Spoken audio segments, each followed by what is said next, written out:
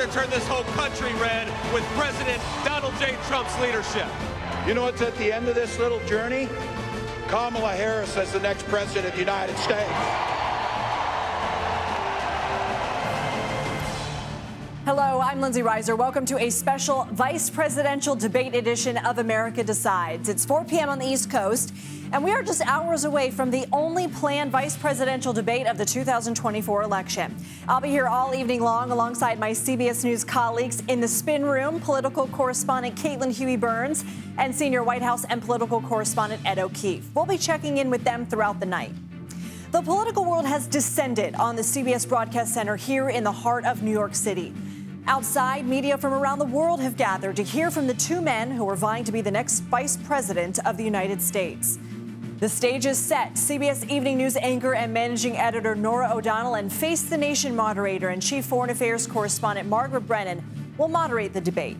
Ohio Republican Senator J.D. Vance and Minnesota Democratic Governor Tim Walz will debate the issues over 90 minutes.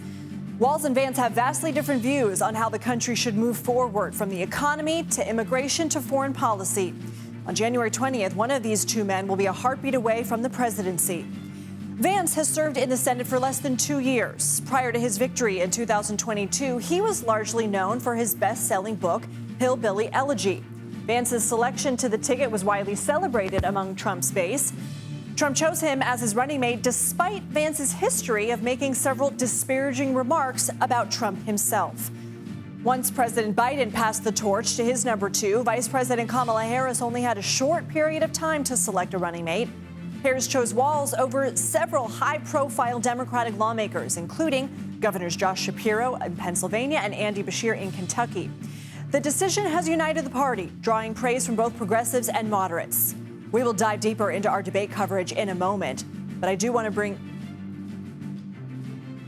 we will actually go to the developments right now overseas in Israel in a moment. Right now, I want to bring in CBS News chief election and campaign correspondent Robert Costa, who is at our studio in Times Square. Bob, good to see you. How is former President Donald Trump watching tonight?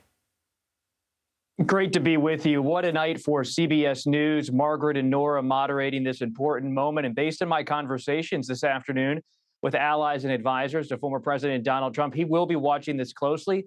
He has a lot of confidence in Senator Vance to articulate the campaign's positions. He sees the young senator from Ohio as someone who can be an attack dog, who can go after the Minnesota governor, Tim Walz, and really cast the United States under the Biden-Harris administration as a bleak place when it comes to border security, economic pain, and especially now national security and foreign policy.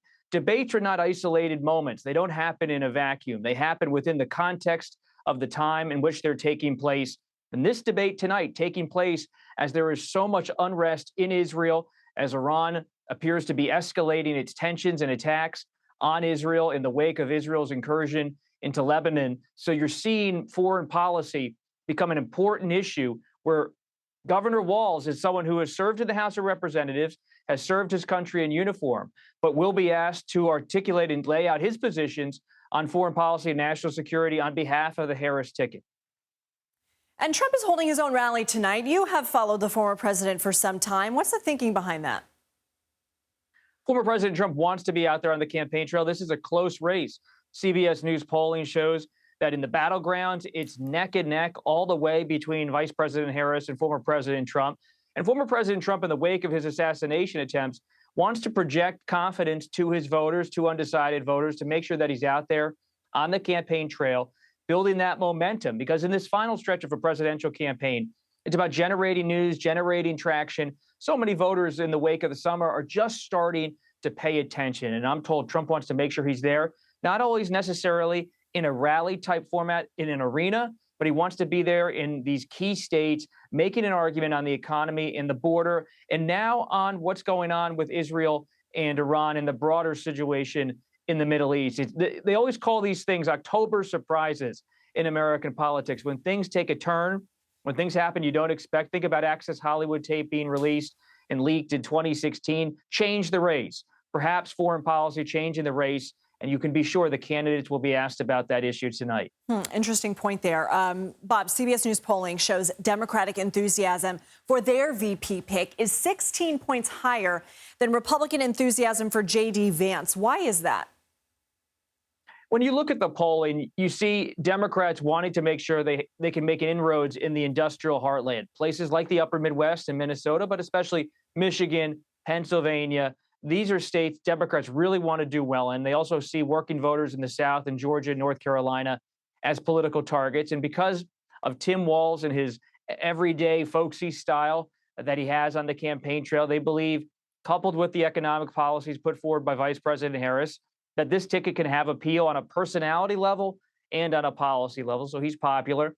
Senator Vance is not a traditional Republican. That's where Trump went in 2016 when he picked then Governor Mike Pence of Indiana to try to unite the Republican Party around his new version of populist conservative policy that has now taken over the Republican Party. In Senator Vance, Trump has someone who amplifies and echoes his message. Not everyone in the GOP may love that, but it's a sign that Trumpism as an ideology is front and center in the GOP, and Trump's not trying in any way to feel like he needs to consolidate the party. The party, in his view, is behind him, so he can pick someone who's like-minded. Robert Costa, we always appreciate your expertise and analysis. Thank you. Thank you. Let's go to the situation unfolding in the Middle East. CBS News senior foreign correspondent Elizabeth Palmer joins us now from Tel Aviv. Elizabeth, what's the latest? Elizabeth, what's the latest? Q. We are now in the post-missile period. We were given the all clear. Israel has opened its airspace again. People are out of the shelters. The city is very quiet, but there doesn't seem to be any danger of more missiles from Iran. When it began about 3 hours ago, we had about an hour's warning that something was coming. Then it became clear it was going to be missiles from the east, from Iran. And the first we saw was in the sky behind me, the interceptor from Israel, the interceptors going up and blowing up these Iranian ballistic missiles in flight. And you can see the flaming shrapnel sink to the ground. The IDF says that there doesn't seem to have been any casualties. There were some strikes, so some of the ballistic missiles did get through the Israeli interceptors. It appears that a school north of Tel Aviv was hit, but nobody was in it, and we don't know whether that was shrapnel or an actual missile hit. In Iran, there was a lot of jubilation. The official state media was saying that 80% of the missiles had hit their targets and had left devastation across Israel. That is categorically not true. We'll know by morning light tomorrow how much damage may have been done by shrapnel. But at the moment, it looks as if the interceptor missiles, that protective shield that Israel has been remarkably affected. A footnote, the United States did help Israel shoot down some of those interceptors from some of the incoming missiles from outside Israel. Elizabeth Palmer, thank you. We are continuing to follow developments out of the Middle East as Iran launches those hundreds of missiles at Israel. Ahead, we will hear from a retired U.S. general about a potential response. But next, what can we expect to hear from Governor Tim Walz and Senator J.D. Vance tonight? We'll head to the spin room after this. You're streaming America Decides. Senator, I served with Jack Kennedy. I knew Jack Kennedy. Jack Kennedy was a friend of mine. Senator, you're no Jack Kennedy.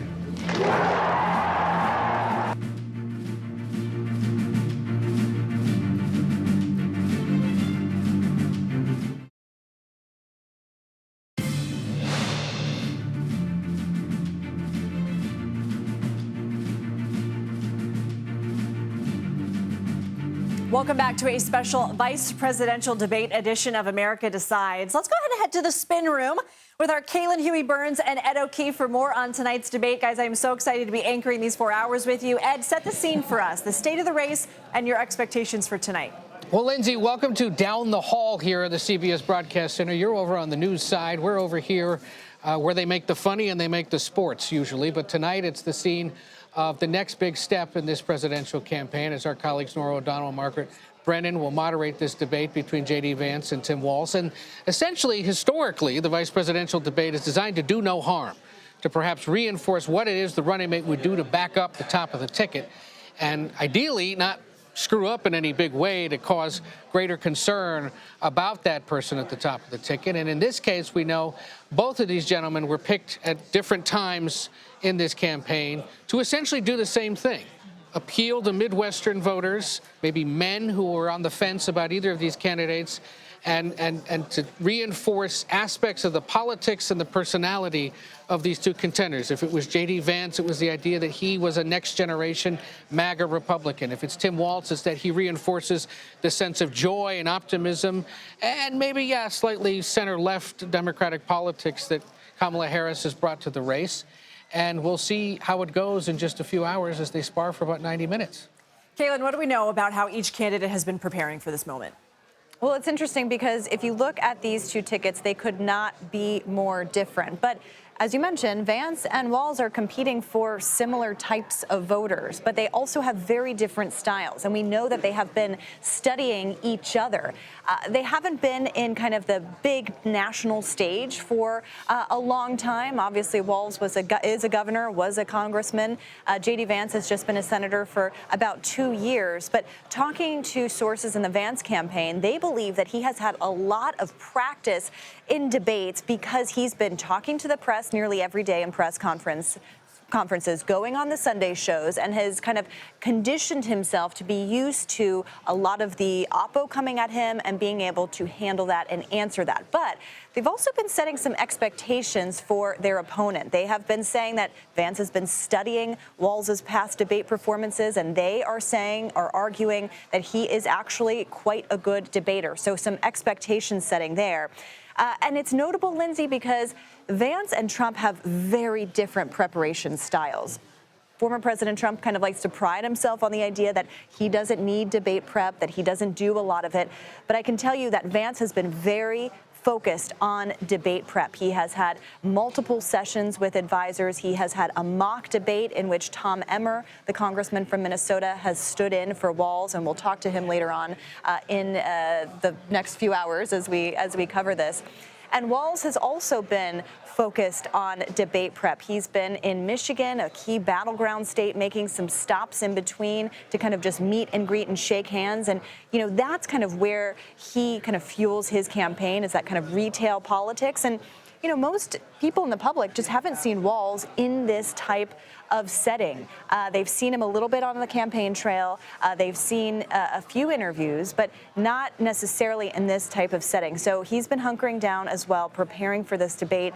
And really, to your point about doing no harm, these two candidates are kind of the proxy for their tops of the tickets, their respective tops of the tickets, because this could be likely the last time we see a debate at all this cycle. Yeah, and one other thing, Lindsay, you know, while J.D. Vance has been practicing with Tom Emmer, we know that the Harris-Walz team picked Transportation Secretary Pete Buttigieg to be Tim Walz's sparring partner, not only because he's also from the Midwest, but specifically because they said there's a Democrat who's very good at talking to Republicans in their space, in conservative media. The thought, the hope, the expectation is that Walz is also someone who can do that, given that he once represented a pretty conservative or swing congressional district in southern Minnesota, comes from Nebraska, has been governor of a big heartland state. The hope is that Buttigieg would help him sort of fine-tune that message and think through, how is it that I get through not only to my own partisans, but also to those swing voters or potentially disaffected Republicans looking for a reason to vote for Harris. Yeah, we see him pop up on Fox News every now and then. Exactly. And Caitlin, do debates matter? Talk to us about the undecideds and the disaffecteds.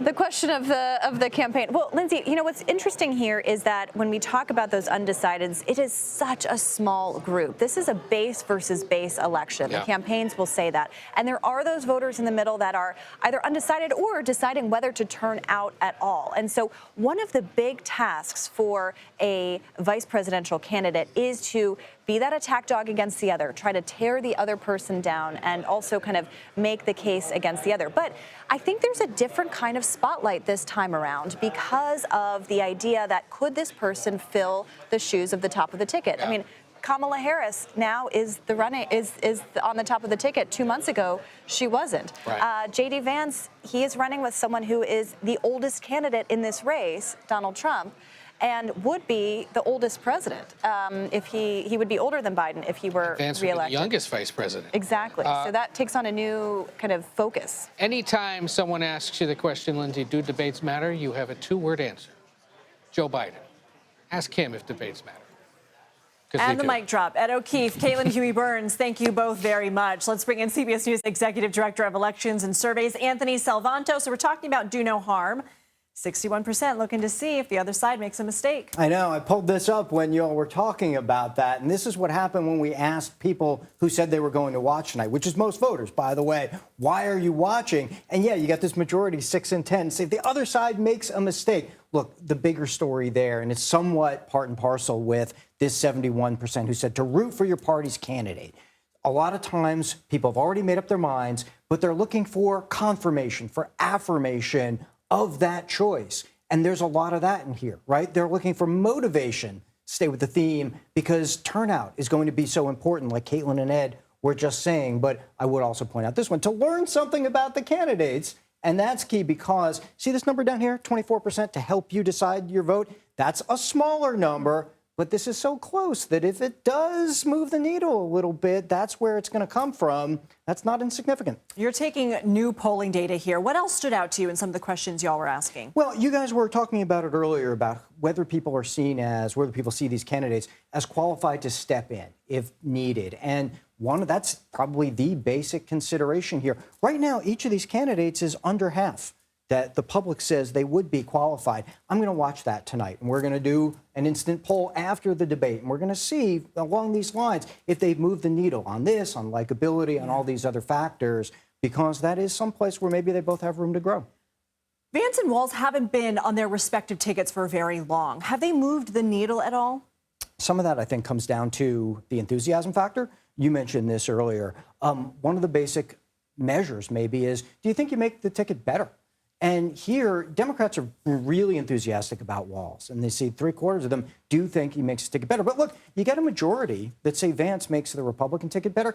Inside this, it's interesting. That's especially true among MAGA Republicans, those who consider themselves part of the MAGA movement, which comes back around to this idea that if it's a base election and if it's about motivating turnout, maybe that's another sort of check the box for those voters that the Trump campaign is going to need. Anthony Salvanto, always good to see you. We'll be seeing a lot of you tonight. Thank you so much. Thank you. These guys are creepy and, yes, just weird as hell. Tim Walz dominated social media after that viral clip calling Republicans, quote, weird. But beyond that catchphrase, who is Kamala Harris's VP pick? We'll try to answer that question.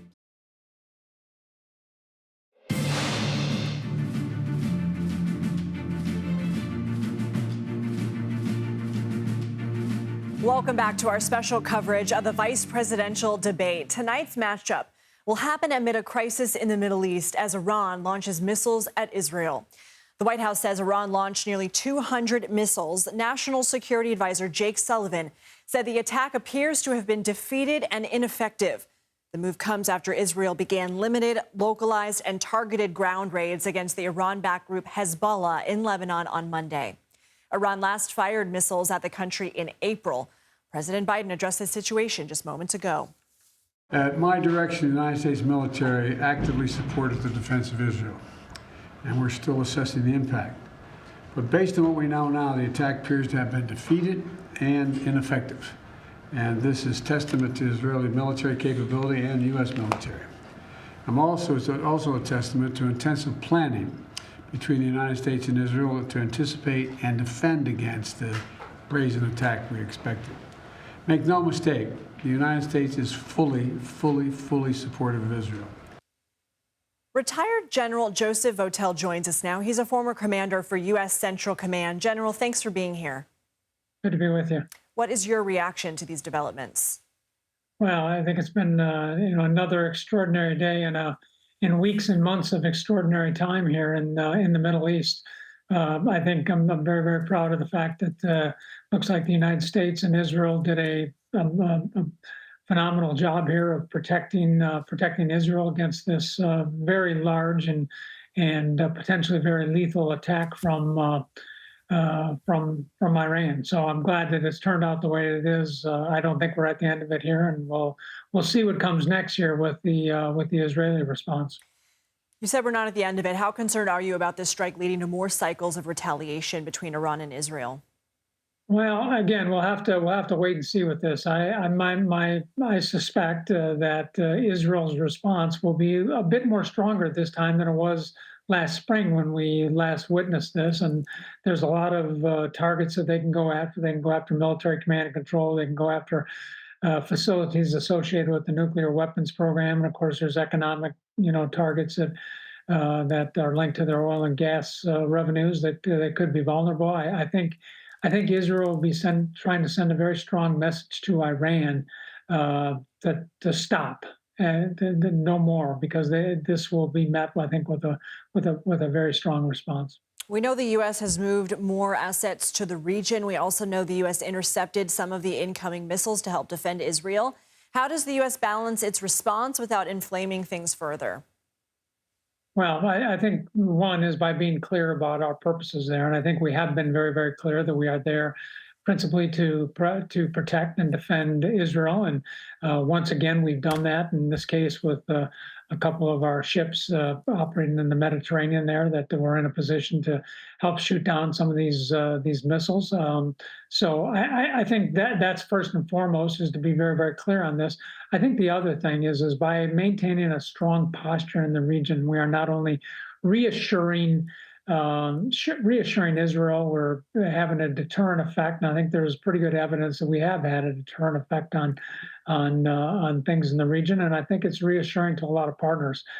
Things could get out of control. The presence of the United States in the region, I think, is an important leveling aspect to trying to keep things from spinning out of control. So we mentioned the Israeli military, which had launched a limited localized ground operation against Hezbollah targets in southern Lebanon. What are their reasons, and is that the right strategy in this moment? Well, I think what the Israeli Defense Forces are doing is clearly over the last 3 weeks they've had significant impact on Hezbollah, and as we've seen, they've gone after a lot of their leaders. They've taken out Mr. Nasrallah. They've killed the majority of their key military leaders and their first tier and second tier leaders. They've done a lot of damage to launcher sites for rockets and missiles. And now what they're doing with these limited ground operations is going in and addressing some of the infrastructure, stockpiles, potentially fighters that are still present south of the Litani River. And they're clearing that out in order to create a situation where they can ultimately allow their tens of thousands of citizens to get back into their homes in northern Israel. I think it is the right approach. I think right now they are trying to take advantage of the disruption and the degradation that they've imposed on Hezbollah, and they're trying to take it down a little bit further, I believe. Joseph Otell, thank you so much for joining us. Good to be with you. We're going to continue to monitor the situation unfolding in the Middle East, but we do want to turn back to tonight's debate. And one of the two vice presidential candidates taking the stage tonight was largely unknown to voters outside of Minnesota before joining the Democratic ticket. Even since then, many Americans might still be wondering, who is Governor Tim Walz? CBS News Minnesota reporter and anchor Esme Murphy is here to answer that question. Esme, good to have you with us. What are the main things we should know about Tim Walz? Well, I think one thing you should know about Tim Walz is a lot of it is what you see is what you get. He came from very humble origins. He grew up in Nebraska. He was a school teacher for years. He is not a wealthy man by any means. He does not own a house right now. He doesn't even own a car, with the exception of a 1979 International Harvester Scout that was made by International Harvester. It is a car. He is devoted to his family, his 2 kids, Hope and Gus. Gus, he's going to turn 18 years old here in just a few days. Obviously, somebody who has had some learning difficulties that was pointed out during the convention. And he's also devoted, he's a big pet guy. He's been a cat guy for years, for all the attention the cats and dogs have been getting this election. He's had a cat for years, and he's had a dog for the past few years. In fact, he had a cat that went missing last year, and he put it out on social media, and the entire state of Minnesota was looking for his cat, which never did turn up, unfortunately. In terms of popularity, the latest poll has him at 48-47, favorable, unfavorable. He easily won his 2022 re-election. Walz has come under some scrutiny for both his comments about his military record and his response to protests that erupted in Minneapolis following the murder of George Floyd. How can we expect him to respond to those issues if asked about them tonight? Well, I'm sure they probably will come up. On the military record, yes, he did leave the National Guard after serving for 24 years. He was eligible for retirement. He gets very angry when confronted by this because he says, you know, he put in his 24 years, people who've been in the National Guard, they're kind of the unsung heroes of our military. They do all the supply work. He feels he left at the right time in order to run for Congress. As for the criticism of the riots in 2020, that's something where he is very sensitive and might be vulnerable here. He can be very defensive when asked about that. The riots in Minnesota, George Floyd was killed on a Monday. The riots in Minnesota, in Minneapolis and St. Paul went on Tuesday, Wednesday, and Thursday night. Thursday night is when a police precinct burned down. And the response was very, very slow. He is a former member of the National Guard, has been criticized for not bringing in the National Guard sooner. Based on previous debates, how do you expect him to come out swinging? What do you think his style will be tonight? Well, you know, he is very personable, so you will see that. He does have a sharp temper. I mean, he can get very prickly, especially in areas where he might be a little defensive. It'll be interesting to see the response to any question about the riots and the riot response. But overall, you'll see a guy who is pretty affable, pretty genial. He likes to keep it in that lane, but when pressed, he can get heated. Esme Murphy, thank you so much. Fighting for the undecided voters, what we can expect Walz and Vance to say in an effort to win over those who are still on the fence. Our political panel will weigh in on this on the special edition of America Decides. The middle class has gotten the short end. The wealthy have done very well. Corporate America has been rewarded some time. We change it. Barack Obama will change it. Governor. Say it ain't so, Joe. There you go again, pointing backwards.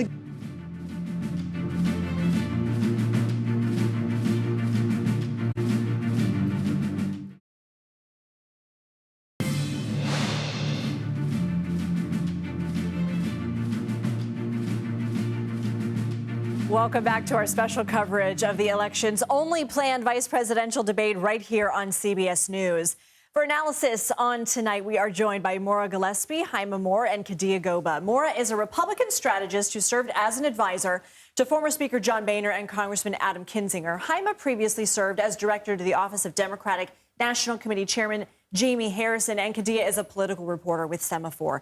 Thank you all for being here. So fun to have you in studio. So, Maura, let's start with you because we just learned more about Walz. How do you expect Vance to hit him on some of those potential weaknesses that Esme pointed out?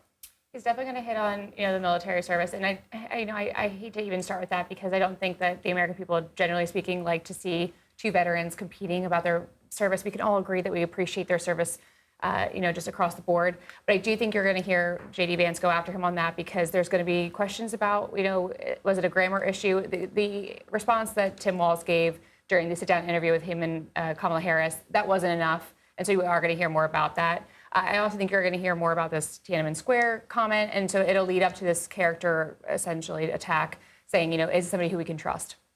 That's why I think that Vance is going to play on. I'll be curious to see if he really doubles down on some of the other comments that he's made.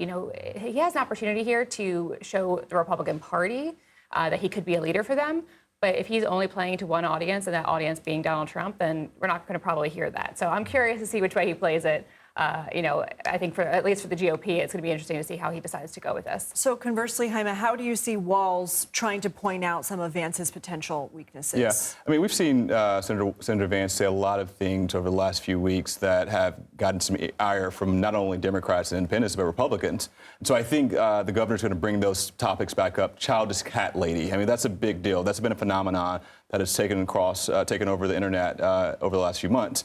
And then other things that he said about his 15-week abortion ban, things like that, those are going to be things that he's going to have to come and sort of answer for. And so I've been in Minnesota with Vance. I've seen him on the stump. I've seen him out there talking to people. He's very folksy. He's very personable. So I think he'll use some of those tactics to put Vance on the offense. Khadijah, you cover Congress closely. What kind of debate styles do each have? Well, I think both of them are going to lay out a vision for their, the respective candidates. But when I talk to members on the Hill, they say, Tim Walz has this persona, this folksy persona. Even when I talked to Emmer, he said the same thing, that's the one thing that Vance has to be careful about. But I think it's more relatable to a lot of people, especially to that demographic. Vance is very adept. Don't count Vance out. Oh, no, for sure. Yeah. I think both of them respectively are talking to a certain demographic in this country. They were certainly brought on to address that demographic. But when I talk to people in the Senate, they talk about Vance being, this just like sly debater, and that he's very good. And they always bring up this point he had against Tim Ryan, where he kind of put him on the offense or the defense, and Tim Ryan kind of stared at the camera without saying anything. So it should be an interesting match. Yeah. Did I say that? Agree. Maura, do you see Vance trying to stake his own claim on some issues? I mean, this is, you mentioned, sort of his chance to help lead the Republican Party, or do you see him just sticking to lifting up his number one? It's interesting because, again, he could sort of carve out his own niche here. He could really tell the Republican Party, yes, Donald Trump is going to win and it's going to be 4 more years, but then beyond that, it's me, because Donald Trump can only serve 4 more years. So he really should take this opportunity to just set a narrative saying that he is a leader and he's ready for this job. But I think given the big switch he's taken, again, he just a matter of years ago was, speaking poorly against Donald Trump, which I think is going to come out in this debate. It's going to be asked about him. He's going to be asked about it. The DNC is already trolling on projecting on Trump Tower. Yeah. And as well, they should ask him about it, right? I think as we, the people, would want to know, okay, so is this real? Should we believe that you've made this a complete 180? And if so, why? What is it about the former president that you are so wholeheartedly for now? So again, I think to my point earlier, it depends on who J.D. Vance is looking to talk to. Is he looking to talk to us, the American people, and us, I'll speak for myself, the Republican Party as a whole, or is he looking solely to talk to one person, and that being the former president? Jaime, we have lived 1,000 lives since we have had these two at the top of the ticket. Has that benefited Harris and Walz, or is it a hindrance because not as many voters are clued into what they stand for? No, I think it's been beneficial in some ways. You think about Kamala Harris has been able to introduce herself in a new way to the American people over the last 2 months, which has been fantastic. And even Tim Walz. I mean, he's a fantastic governor, a great person. I know him personally, but a lot of people don't know him. And so I think this debate is going to give him a chance to say, this is who Tim Walz, this is who Gwen Walz, this is who the Walz family is, and this is how this complements Kamala Harris and her plan to not go back, as they like to say. And so I think it's been largely beneficial for the two of them to have pretty much a blank slate. I do think that there are still some questions that need to be answered on policy and some specifics, and so I think that's going to be a thing that he's going to have to contend with tonight. Khadijah, I think Vance will be talking to millions of Americans, but also perhaps the most important audience member is Trump. Trump, of course, will be watching, doing his own Truth Social posts throughout the debate. He's also holding campaign events today. Is that unusual? No, I think, each candidate has to be, or each branch of the campaign has to be out there working. He's obviously going to watch the debate tonight.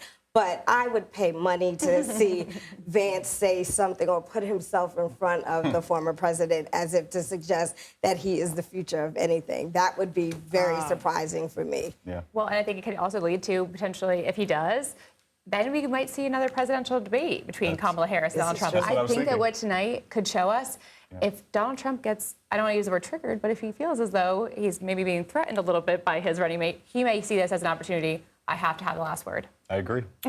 Well, we will see. You heard it here first, folks. I'm Maura Gillespie, and Khadijah Goba. So good to have all of you. Thank you so much for the conversation. Let's head back to the spin room with Caitlin Huey-Burns and Ed O'Keefe for more on tonight's debate. Hey, guys. Hello.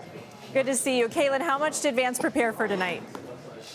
Well, quite a lot. And in contrast to former President Donald Trump, he was very focused on this debate. They had a mock debate session with Tom Emmer playing Tim Walz. They had various kind of murder board sessions, as they call it. And this is a big contrast to how former President Donald Trump prepares.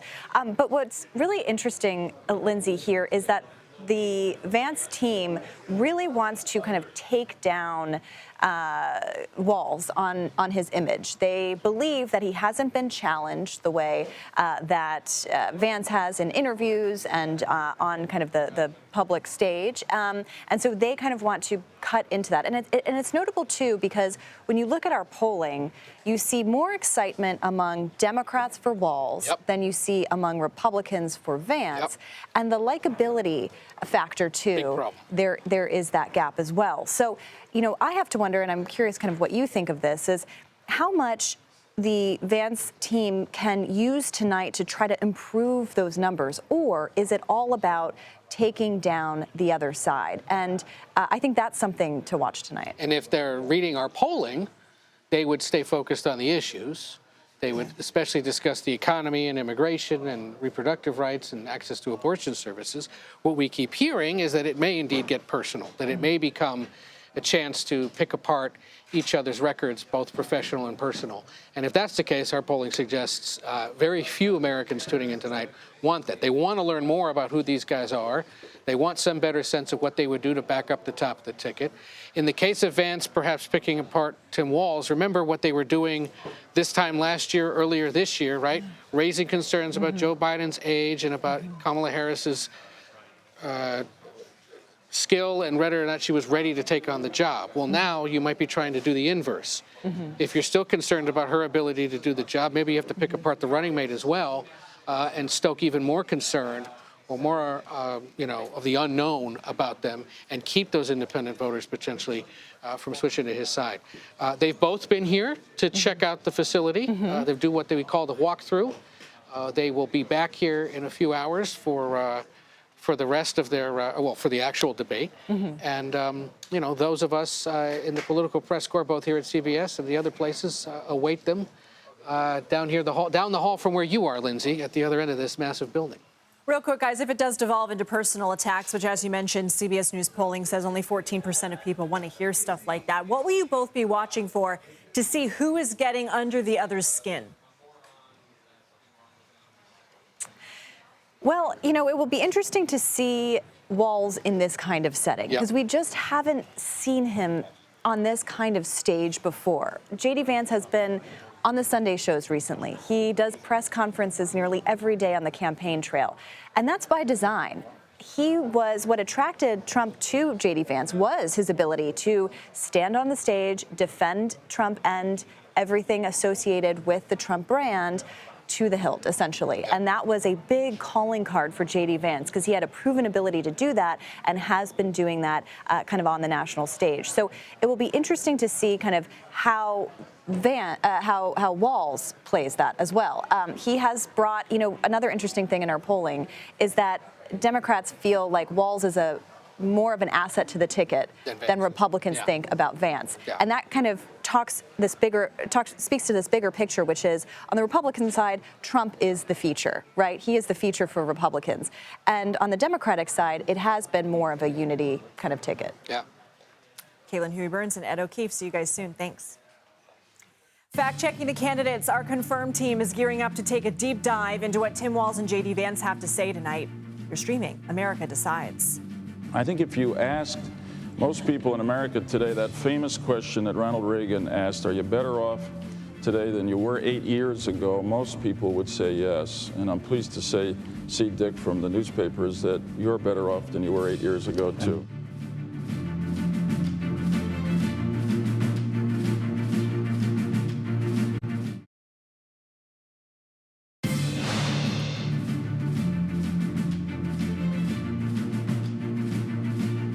Welcome back to a special edition of America Decides. We will have live fact-checking online throughout the debate from our CBS News Confirm team.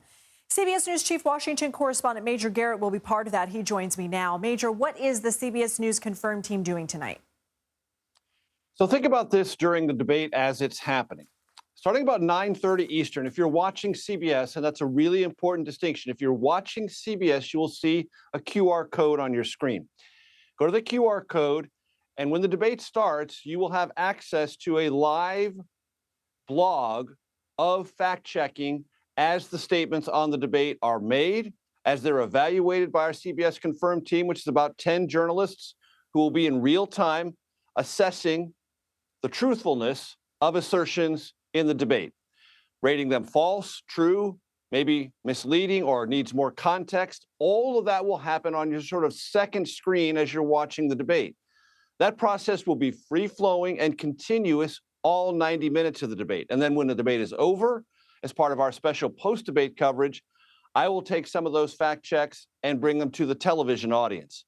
But if you want this process to play out right before your eyes as the debate is happening, put on that QR code, which you can get only on CBS starting about 9:30 Eastern, and you'll be able to watch and observe and have for yourself an actual running tally of statements or things that need more context or more explanation exchanged on the debate stage this evening.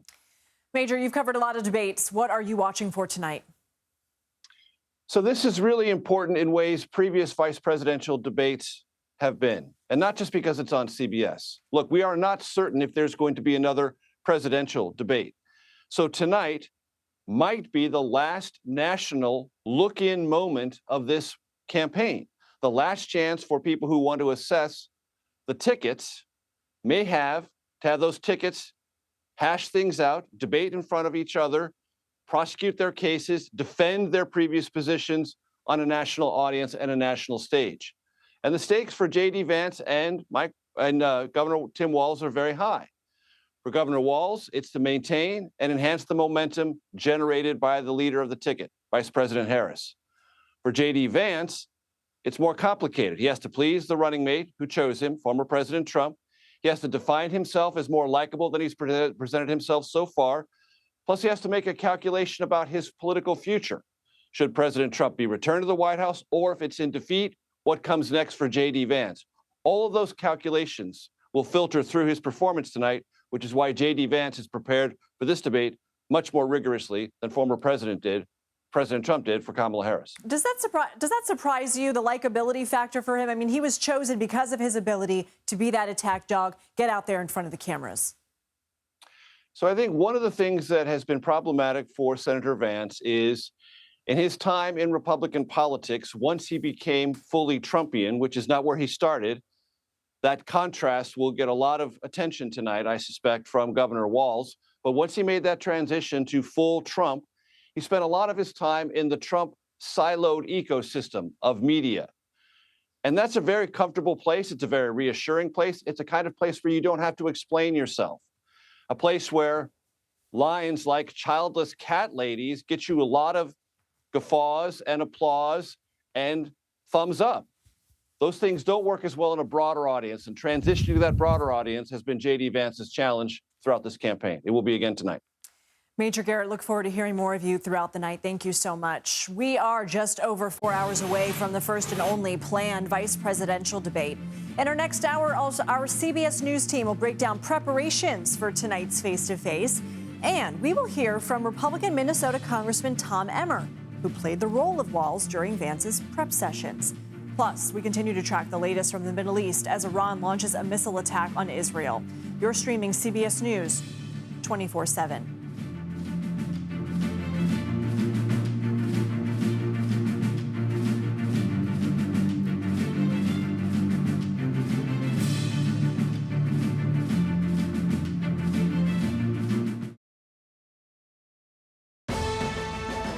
Turn this whole country red with President Donald J. Trump's leadership. You know what's at the end of this little journey? Kamala Harris as the next president of the United States.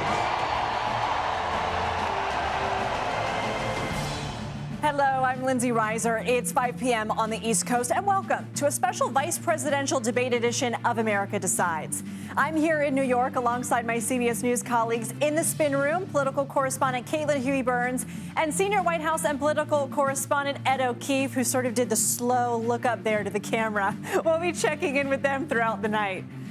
Down the hallway here at CBS News Broadcast Center in New York City is the debate stage. This is the place where we will hear from Tim Walz and J.D. Vance in the only planned vice presidential debate. Walz and Vance will meet for the first time tonight. Literally, they're meeting for the first time tonight, and they are expected to debate for 90 minutes. Voters are looking to hear a range of issues from economy to immigration. Our continuing debate coverage is ahead, but we do want to start this hour with breaking news in the Middle East. Iran has launched a missile attack against Israel. Israeli military says there will be consequences for these strikes. The U.S. helped intercept some of the incoming missiles as it worked to defend its ally. The White House says the attack appears to have been defeated and ineffective. Vice President Harris addressed this situation earlier. I condemn this attack unequivocally. I'm clear-eyed.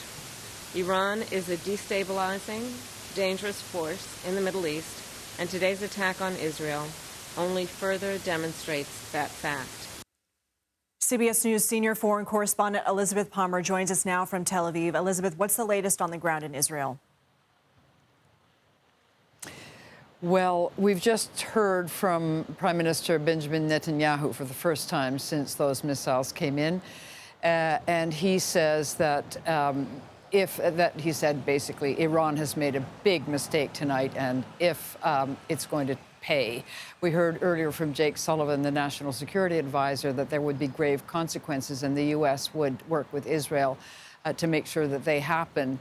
So the rhetoric here is aggressive, and it is also in Iran, where the Revolutionary Guards have made it clear that if Israel does retaliate, there will be serious escalation. So it's pretty tense.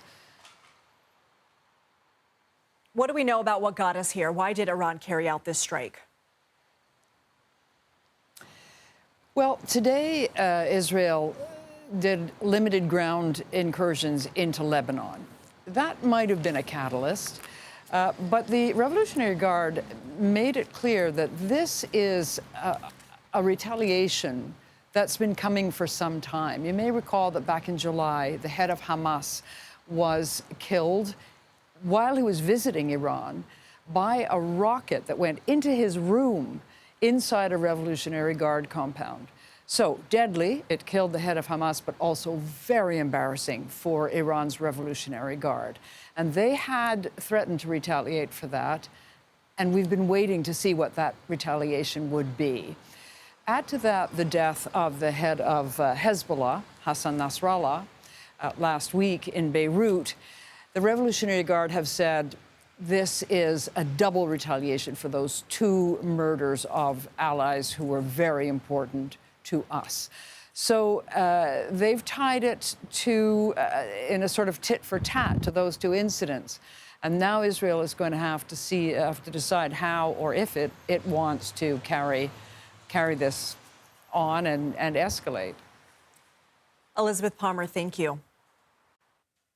All right, now we will continue to follow the latest from the Middle East, but we do want to head to the spin room as we await this VP debate with our Caitlin Huey-Burns and Ed O'Keefe. You guys have some company with you at the table. We do, Lindsay. We're joined now by our political director, Finn Gomez, who not only spends time with us here on CBS News 24/7, but has been one of the organizers, frankly, of this debate, right? Helping put it together in recent weeks. Many sleepless nights, Ed. I imagine there have been, and you're on the verge of another big night here. Congratulations. Remind us, first of all, when people tune in later tonight, what is the sort of general format? What should we expect once this thing gets started at 9 p.m. Eastern? Look, it's 90 minutes, as you know, 2 commercial breaks, 4 minutes apiece. Candidates are not allowed to bring any notes. There's no interactions with their campaign and staff, right? There is a format that we discussed where the questions are 2, 2, and 1, essentially. 2 minutes for a candidate to respond, 2 minutes for the opposing candidate to rebut or have the rebuttal against the first candidate, and then 1 minute each for rebuttals there. Look, this is going to be a debate that's going to be focused on policy, on context, on things that we think matter the most to our audience, to American viewers, to potential American, to voters, right? So I think we're in for a real traditional strong debate.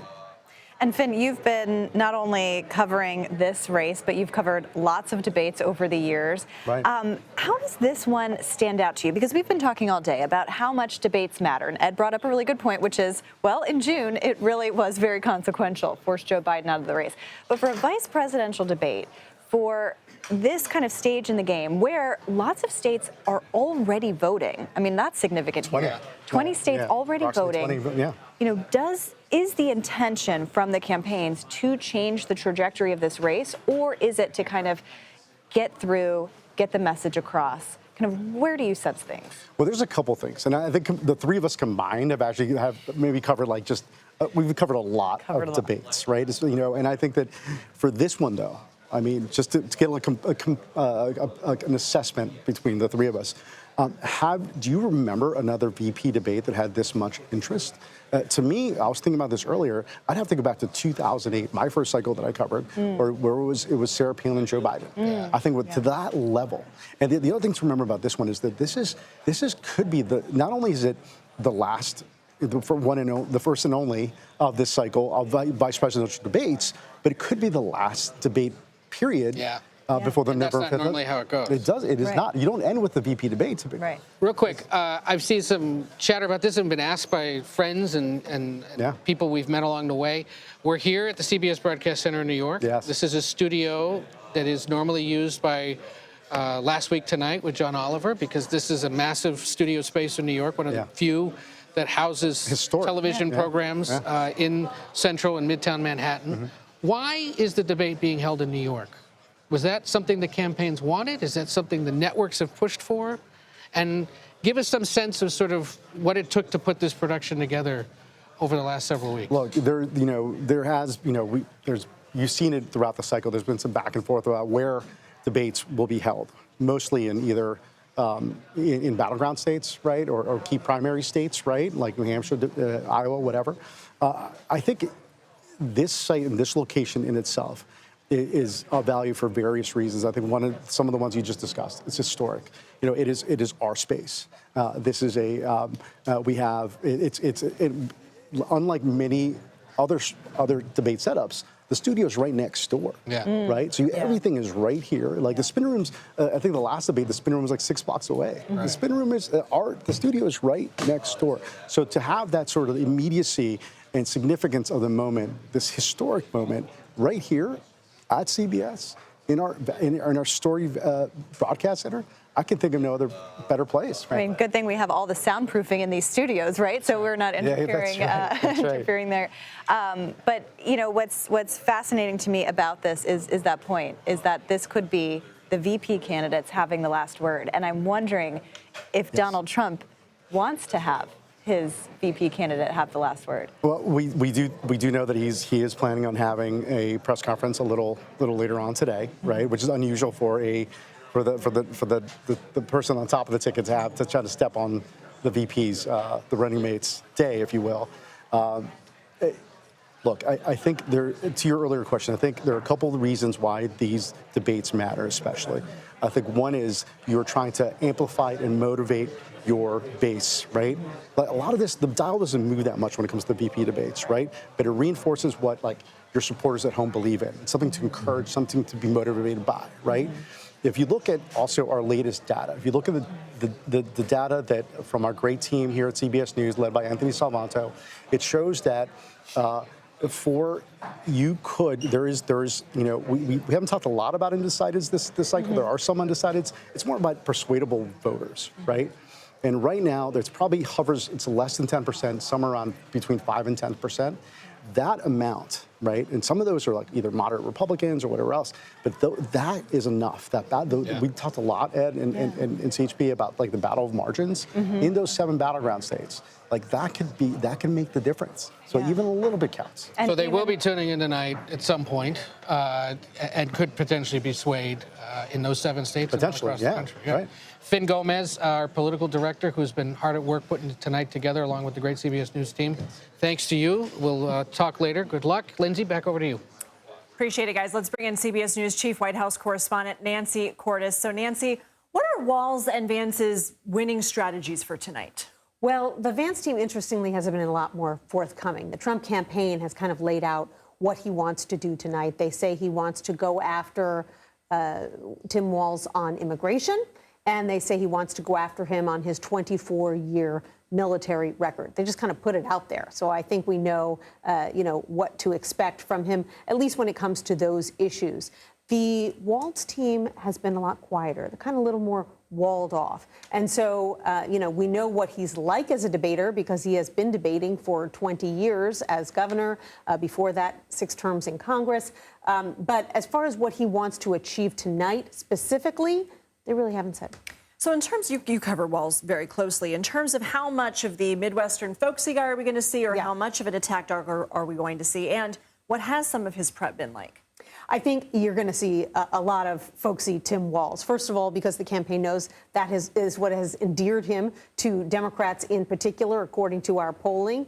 There are a lot more Democrats who are excited about their pick than Republicans who are excited about theirs. So I don't think you're going to see some major departure from the persona that we've seen publicly. I think you'll hear a lot about the Midwest, A, because he's from there, but B, because you've got a pair of very important battleground states in the Midwest, Michigan and Wisconsin. In fact, he has been doing his debate prep in Michigan with a Michigander, Pete Buttigieg, who is the transportation secretary, who's from Indiana originally, but has now moved with his family to Michigan. He's there a lot of weekends. He's been playing the role of J.D. Vance in these one-on-one mock debates with Tim Walz, trying to get under his skin, trying to rattle him, and trying to train him to stay on message and not get too worked up. And not get knocked off course if Vance says things about him that he doesn't like or that he doesn't think are true. Fascinating. Appreciate your reporting. I love getting into the weeds and all that. You got Nancy Cordes, thank you. The Israeli military says it will do whatever it takes to protect its people. The latest from the region as Iran launches a missile attack on Israel. But next, J.D. Vance turned to another Minnesotan to help him prepare for tonight's debate. We'll speak with Congressman Tom Emmer about his role ahead of tonight's matchup. You're streaming America Decides. Joe Biden has been very clear. He will not raise taxes on anybody who makes less than $400,000 a year. He said he's going to repeal the Trump tax cuts. Mr. Vice President, I'm speaking. Well, wait. I'm speaking. It'd be important if you said the truth.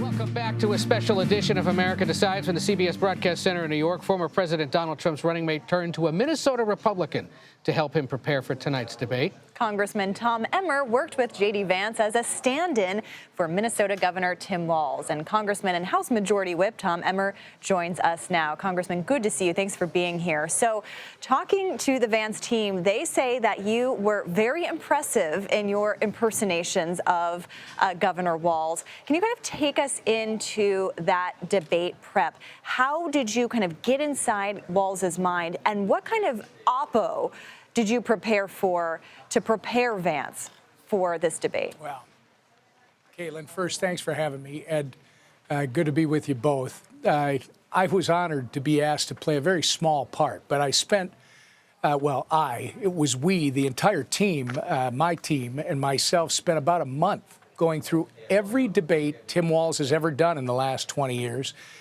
My job was to get not only his phraseology, his slogans down, but his mannerisms. We wanted to give J.D. the best facsimile impression of Tim Walz that we could. And we just pointed out that Tim Walz is an excellent debater. There's no question. But he's going to come across as this folksy, kind of outdoorsman, ag-friendly type guy. And really, there's no substance after that because, as we've learned, as people get to know Tim Walz, they do not like him and his policies. So it's going to be up to JD to make sure that, and I know JD's going to do it very well, but he'll talk about the issues. Congressman, you and Walz both served in the House of Representatives representing Minnesota at the same time between 2015 and 2019. I think we were just showing a photo of the two of you when you were serving together in the Minnesota delegation. How much work did you two actually do together, if at all, and what sort of interactions did you have with them back then? Well, I had several interactions. I don't know that we worked on anything directly together. Our delegation, the Minnesota delegation, Republicans, Democrats, tends to work together very well. So I'm sure we did something as part of the delegation. Nothing comes to mind right now, but I've known Tim, not just those 2 or 3 terms that we served together. I think it was 2. But I've known him since he got elected to Congress about 20 years ago. And the relationship was good, but I have to tell you, Ed, he was playing a character. He was playing this folksy, ag-friendly, because he represented an agricultural district, outdoorsman that he tries to carry off now. But as soon as he got elected governor, I mean, he is not well liked. In the last gubernatorial race, we have 87 counties. He only won 13 and barely won with 52% of the vote. In the 72 districts that Tim lost, he got 37% of the vote, Ed, including his old congressional district, which he lost by almost 10 points. So I think what you find out is what you see is not what you get when people learn that he doesn't have anything to offer except supporting the radical views on the economy, the border, and foreign policy that Kamala Harris does. I think the choice will be pretty clear. Congressman, you mentioned likability, but in our polling, it seems that Senator Vance has some work to do on that measure. His numbers are underwater there. How much of tonight is making Vance appear more likable, especially among those middle voters that this campaign needs to win?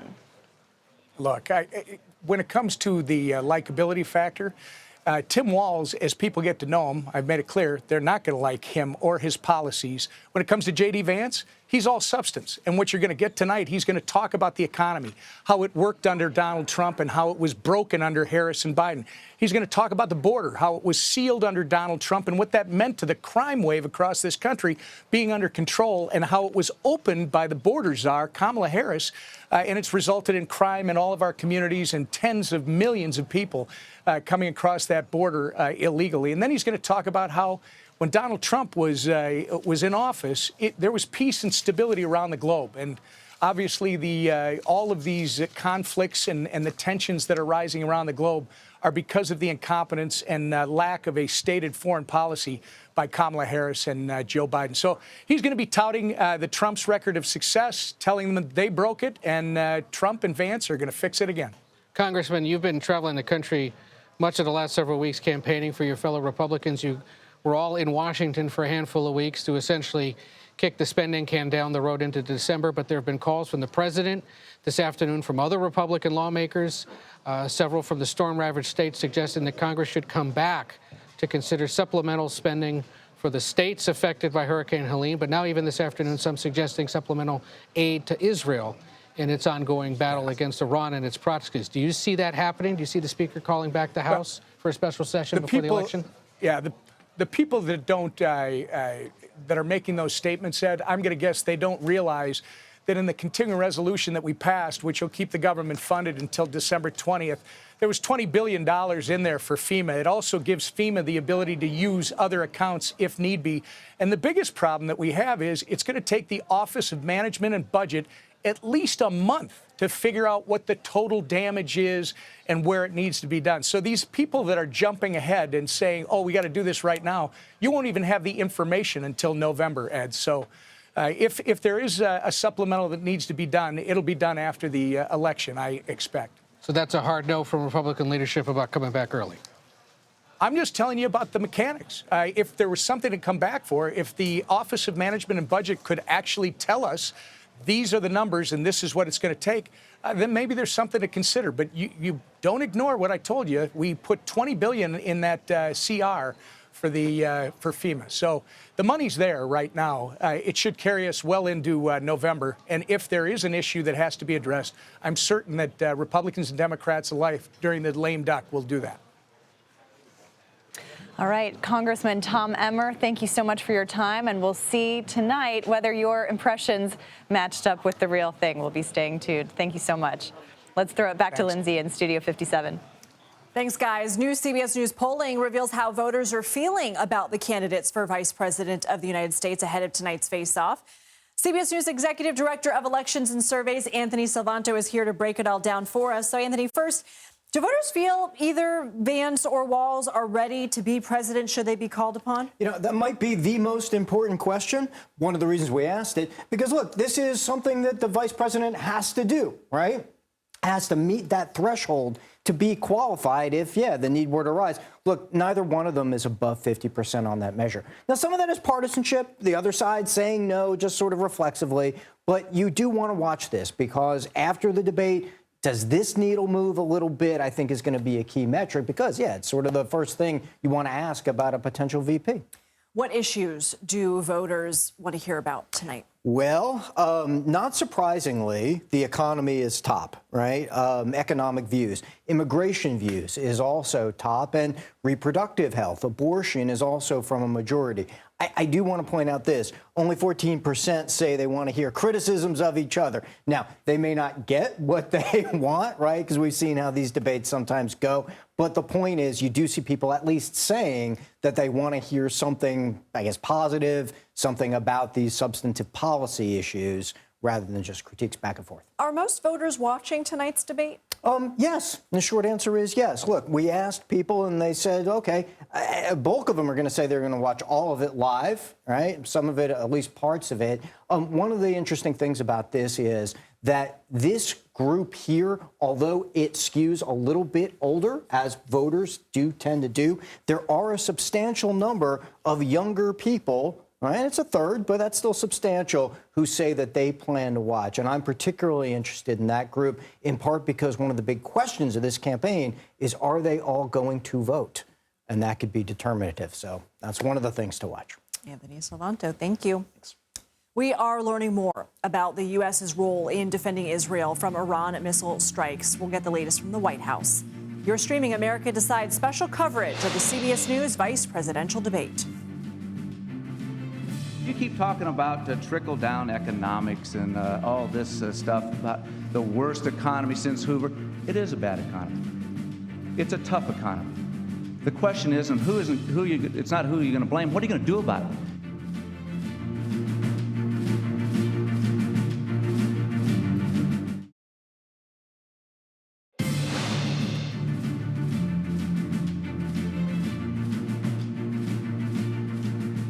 The White House says it is working with the Israeli military and other Israeli officials to assess the impact of Iran's missile attack today.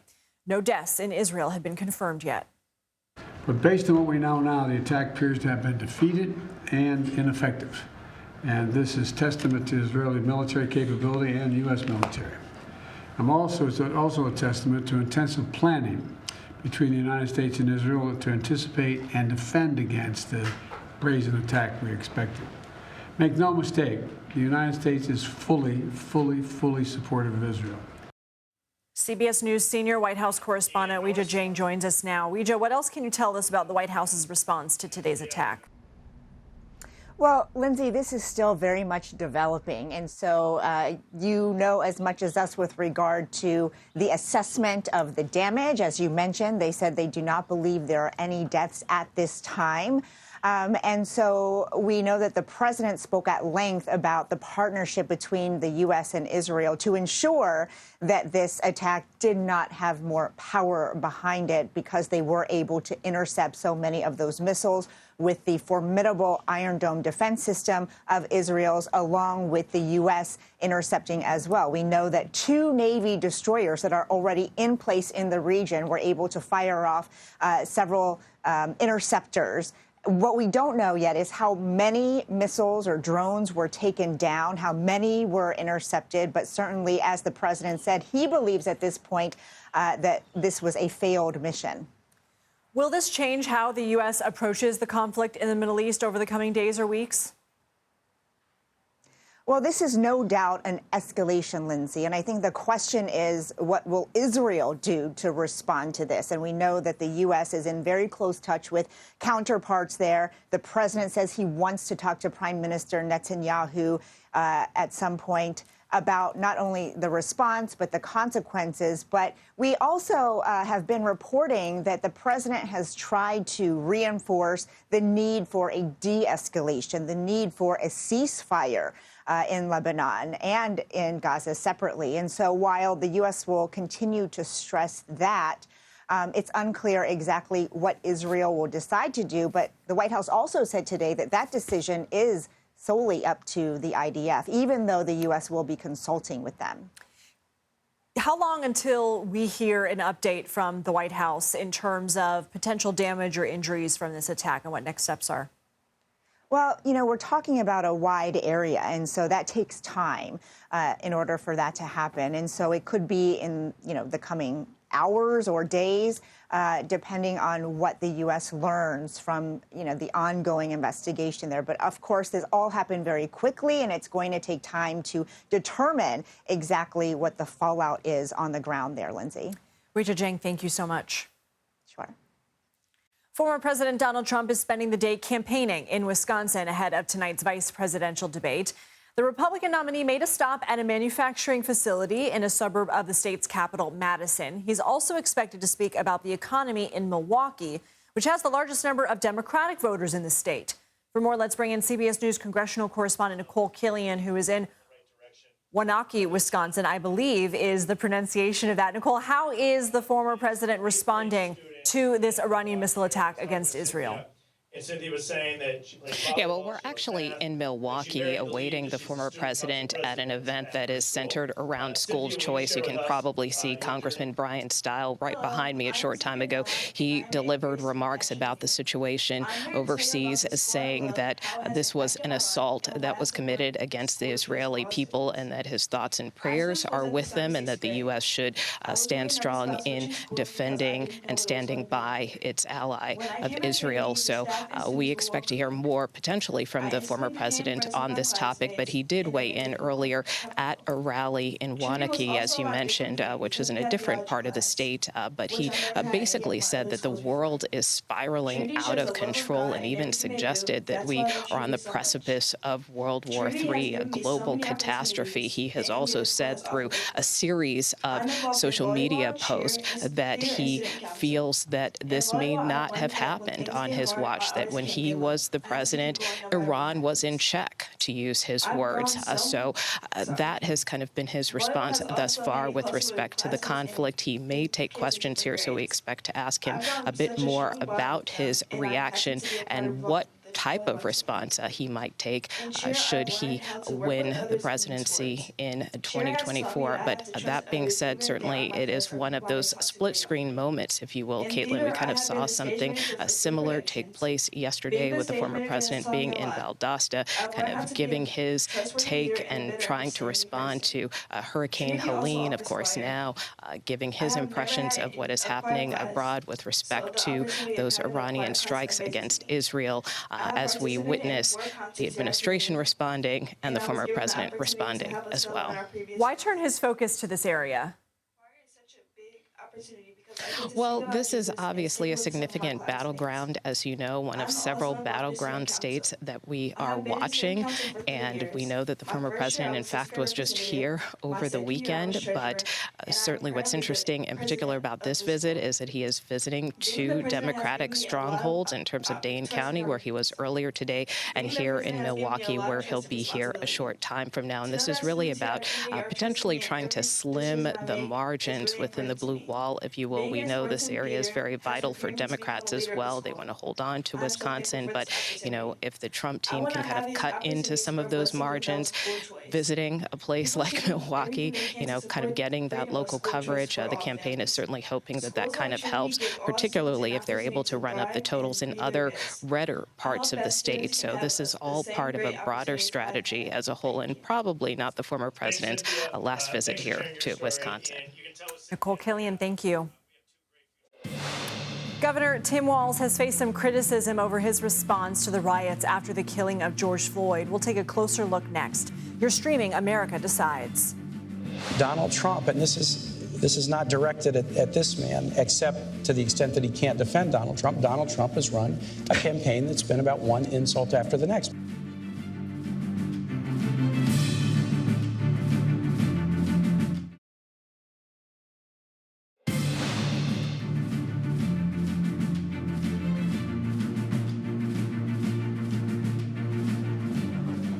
And welcome back to a special edition of America Decides. Governor Tim Walz has long faced criticism following the 2020 murder of George Floyd. Our CBS confirmed team has mapped out just how long it took him to bring the National Guard into Minnesota during the public outrage. CBS Minnesota reporter Jennifer Merrily explains those findings. The National Guard called into Minneapolis tonight after protests turned violent. These were the scenes that gripped America after the murder of George Floyd at the hands of Minneapolis police. Floyd was murdered on Monday, May 25th, 2020, and the video of his death was posted online early Tuesday. Hours later, Minnesota Governor Tim Walz called the video sickening, and the first day of protests began. I also strongly support the rights of those to peacefully protest. Walz addressed the protests in his COVID briefing the next day. I was saddened to see that some of the protesters were in harm's way last night, and I just want to encourage everyone to be safe, especially in light of the COVID-19 pandemic. CBS Minnesota obtained text messages between Minneapolis Mayor Jacob Frey's staff that showed the police chief asked the mayor to call in the National Guard. Minnesota's Republican-led Senate issued a report months later that shows just 1 minute after those texts were sent, the mayor spoke to Governor Walz on the phone, and Frey said he asked for that support. Later that night, a text from one of the mayor's staffers said he heard the governor was hesitating to call in the Guard. Walz and Frey disagreed over their conversations. The same Senate report said police sent a written request for the Guard up the chain to the state's Commissioner of Public Safety. Meanwhile, on the streets, chaos continued. Walz urged people to go home, calling the situation extremely dangerous. The next morning, the mayor's office sent Walz an official written request for the National Guard. 5 hours later, and almost 24 hours after the initial call from Mayor Frey, Walz signed the executive order. That night, the Guard said it activated more than 500 soldiers to Minneapolis and surrounding areas. Critics, including Republicans in the Minnesota Senate, say Walz didn't act fast enough to stop the destruction in Minneapolis, including protesters who set fire to the 3rd Police Precinct. If the issue is that the state should have moved faster, that is on me. Governor Walz also described a more philosophical question he faced. Would putting additional troops on the ground help or hurt the already volatile situation? We're not going to restore peace on our streets by having a bigger group of National Guard show up. But as protests continued, more National Guard troops were brought in. And on Saturday, Walz mobilized the full Minnesota National Guard for the first time since World War II. By Sunday, more than 7,000 National Guard members were on duty. As the 2024 presidential campaign enters its final stretch, Walz's actions on this week have become a point of attack from the Trump campaign. This is a guy who says that he stands for public safety, but actively encouraged the rioters who burned down Minneapolis. Governor Walz's team told CBS News in part that the governor, quote, took action and deployed the National Guard to keep our city safe. Jennifer Merrily, CBS News, Minneapolis. Our thanks to Jennifer and the CBS News confirmed team. So, how much does a vice presidential debate matter?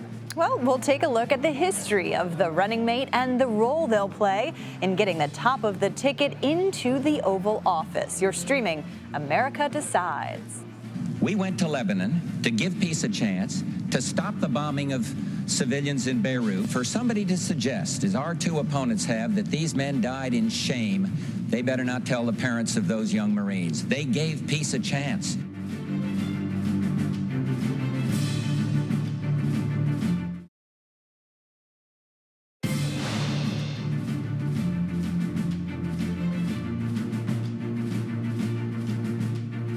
Welcome back to our special coverage of the election's only planned vice presidential debate right here on CBS News.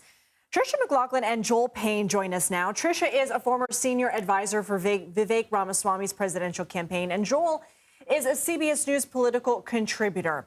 Good to have both of you with us. Let's talk about some of the major issues in this election cycle. Let's start with the economy. We're going to pull up a graphic showing how each candidate is doing right now. And Joel, we often hear Kamala Harris try and sympathize with people about what they're feeling in terms of the cost of goods, et cetera, but also trying to differentiate herself and how she'll make things better. Do you expect Walz to also try and toe that line? Well, I think what you first have to start with is Republicans work from an advantage on the economy. It's just embedded in the electorate. They think that Republicans are more trustworthy on the economy. So the fact that Kamala Harris and Tim Walz have actually fought this race to somewhat of a draw, somewhat of a victory, I'd imagine that what Walz is hoping to do is to kind of continue to keep it right in the middle there, kind of fight it out on values issues related to the economy, not just policy, but talking about the value of fighting for the middle class, the value of the things that he and Kamala Harris want to do. That's been an effective message for them out on the stump, and I'd imagine you'll hear more of that tonight.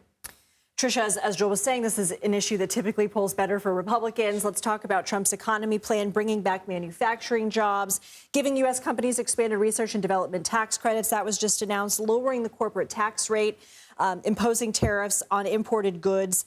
How do you see Vance trying to connect with the average American about how they will be better under Trump? Yeah, and let's keep in mind, too, right, that 2017 tax cuts from Trump, that hangs in the balance. Some of those were extended under the Biden-Harris administration, which actually is of note. But I think it's absolutely imperative for J.D. Vance really to go into how are they going to lower costs for American families. You all remember that first debate with Kamala Harris and Donald Trump. She was not able to answer, is the economy better than it was 4 years ago? Americans are facing double the inflation that they were 4 years ago, 20% higher prices. So how are we going to actually lower prices for Americans? But inflation has cooled, Tricia. So is that, and Harris is gaining ground on the economy. Keep in mind, though, she was that tie-breaking vote in that Inflation Reduction Act, which later Joe Biden admitted was actually about a climate agenda, and it really just poured trillions more dollars into the economy. Americans do not want to hear platitudes. They want to hear policy. And we did, despite a pandemic, we saw a great economy under Donald Trump. You can compare the two records. Kamala Harris, by all intents and purposes, is the incumbent in this race. I think the biggest thing that has the Trump-Vance team worried is that Kamala Harris is so competitive on the economy, not just nationally, but you look at states. There was a Pennsylvania poll a week ago that showed that essentially it was a statistical tie on the economy. That's troubling for Donald Trump on an issue that he's supposed to have an advantage on. And we did have some Republican lawmakers who took credit for some of the infrastructure improvements with the Inflation Reduction Act. But let's talk about some of the weaknesses that each candidate is going to have to defend tonight. So, Joel, first to you. Walz, in terms of some comments he's made about his military record. We just saw the aftermath of the murder of George Floyd. How do you expect him to defend himself in some of those things that Vance is likely to bring up?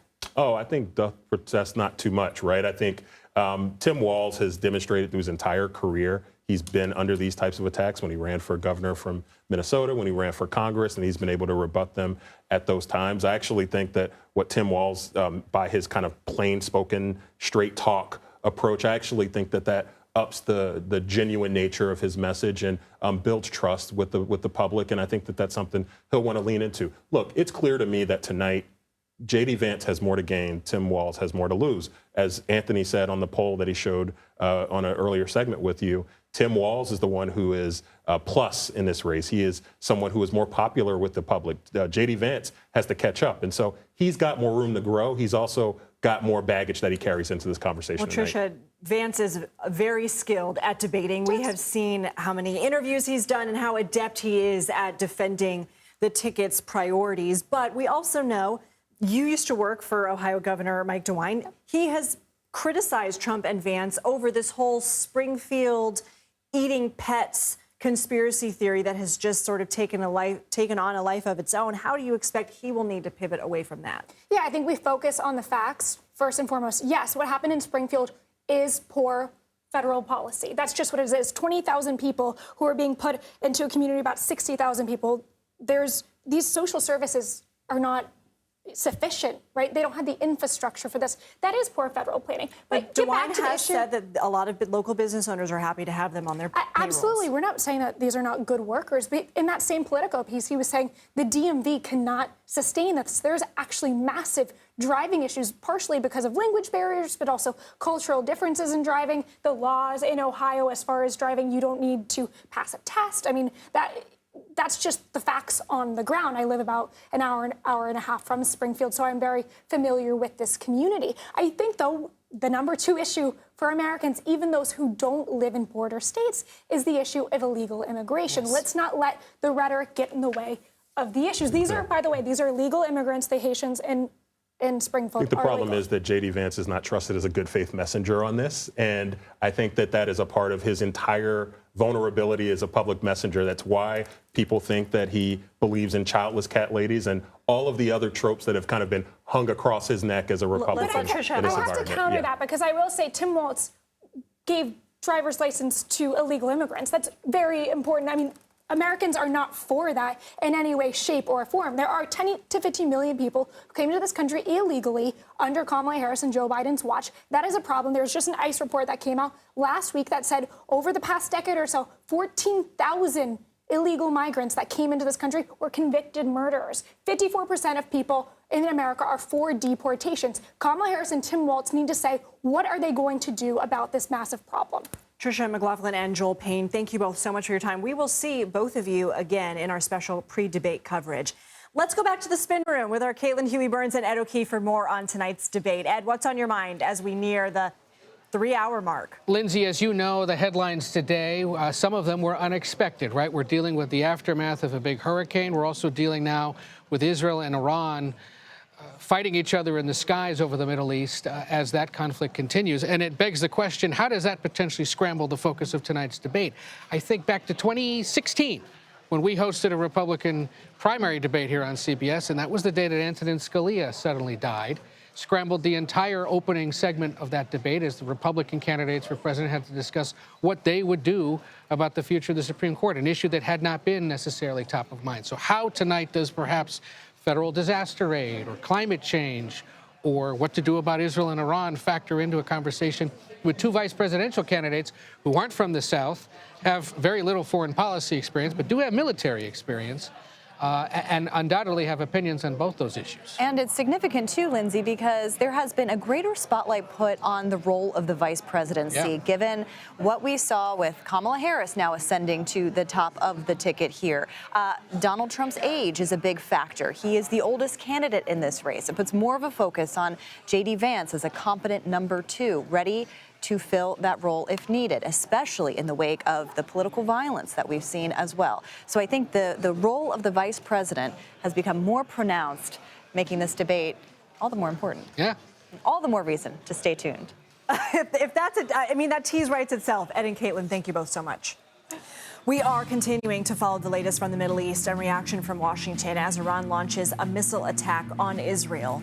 Plus, Senator Elizabeth Warren will be watching the debate from Massachusetts. She'll be joining us in our next hour as we continue our countdown to the only planned vice presidential debate of the 2024 election right here on CBS News 24/7.